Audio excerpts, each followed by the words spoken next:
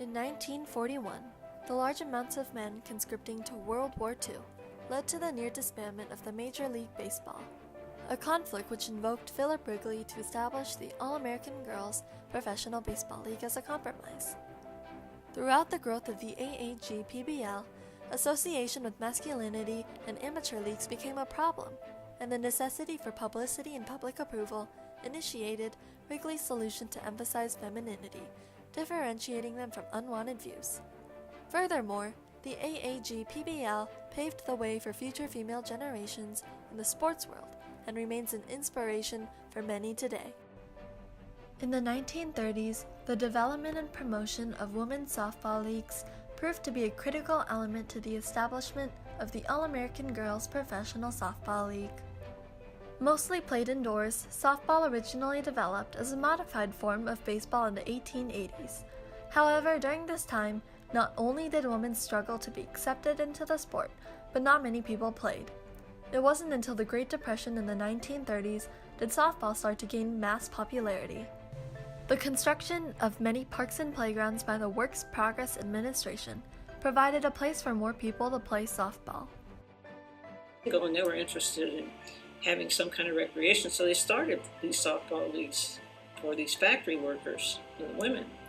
And so they had some really good teams. Further promoting softball, the National Softball Association recruited women to form teams, holding many competitions which caught the interest of thousands. By 1935, there were 2 million softball players in the United States alone, and more than 60,000 amateur teams. It was these women softball players created during the Great Depression that Philip Wrigley recruited to play in the All-American Girls Professional Softball League in 1943. The bombing of Pearl Harbor marked the United States' entrance into World War II, and numerous men were drafted to go fight, leaving fewer men available to play in the MLB. Additionally, the war left Americans struggling to stay in high spirits, and baseball was needed to take their minds off of these sorrowful times. President Roosevelt supported the urgency for baseball, stating, "I honestly feel that it would be best for the country to keep baseball going. There will be fewer people unemployed and everybody will work longer hours and harder than ever before. And that means that they ought to have a chance for recreation and for taking their minds off of work even more than before." With this necessity, Philip Wrigley, along with President Roosevelt's approval, began to create the AAGPSL to replace the hole that MLB had left. When developing the league, Wrigley ran into the conflict of convincing other baseball owners for the need of a women's league. Wrigley needed their support and MLB fields to successfully launch his league. All was compromised when Branch Rickey, owner of the Dodgers, sided with Wrigley. Branch Rickey was an impressionable man in baseball and soon became one of the primary trustees. With the addition of Rickey, many local companies and people in the baseball community began to support the AAGPSL in 1943. Some of the conflicts that arose during the league's duration was the association with masculinity, other amateur softball leagues, and the men's baseball league. Players were thus required to attend charm school to learn proper etiquette and feminine subjects, such as cosmetics and how to charm a boy. This is a replica of the uniform. Those uniforms were really sharp. I mean, if you saw the movie, you could see how nice they looked. And she said, "Well, how did you slide?" Well, how do you slide in shorts? The same thing. So the cities put us in the newspaper. They wrote us up just like the major league newspapers with, what everyone did, and they kept all these statistics on these girls playing, and crowds came out to see us, and they couldn't believe how good we were. And so we got to be very, very popular. Furthermore, numerous rules were enforced to increase the desirableness of the players and to emphasize femininity.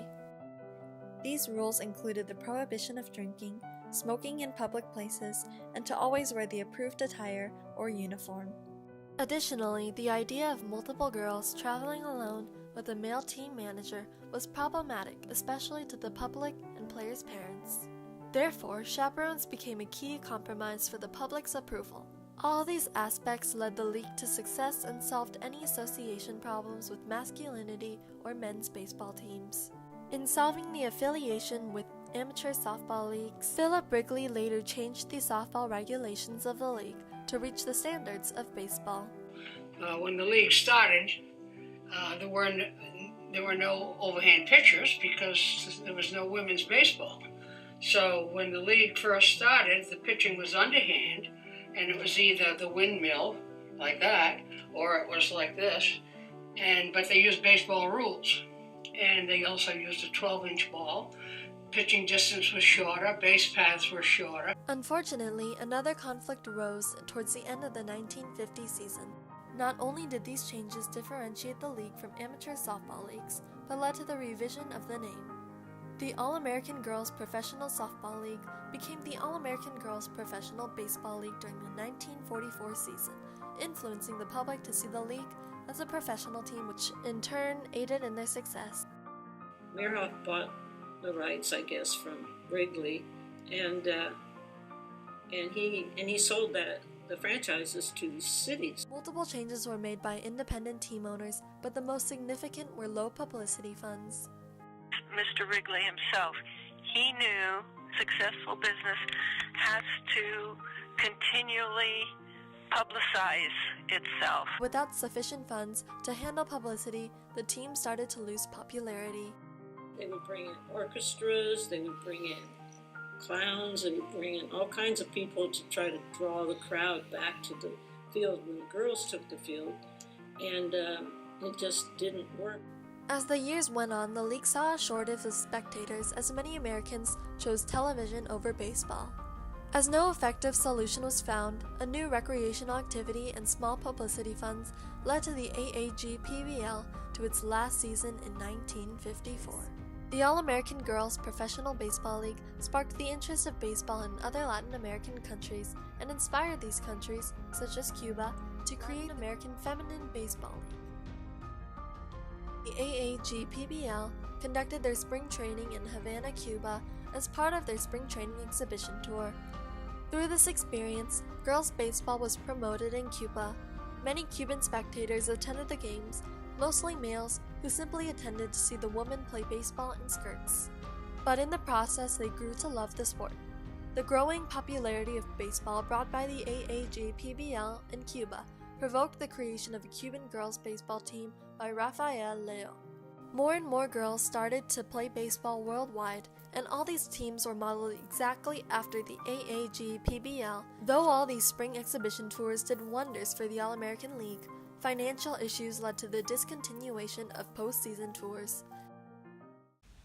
Not only did the AAGBL inspire the Cubans and other international women's baseball leagues, but it also paved the way for many future women's baseball organizations and teams to come. We have our women's national team, which has done very well in international competition. So obviously, there's a foundation for that. USA Baseball, the National Amateur Baseball League Confederation, approved of and initiated the first official national women's baseball team in 2004, further competing in the Women's World Series and Women's World Cup of Baseball in 2004 as well. In 1988, the National Baseball Hall of Fame and Museum recognized the female players of the AAGBL, leaving a lasting memory to which young girls and women today can now visually experience and exhibit and recognize a woman in baseball. We brought, some of our women's national team players who were older,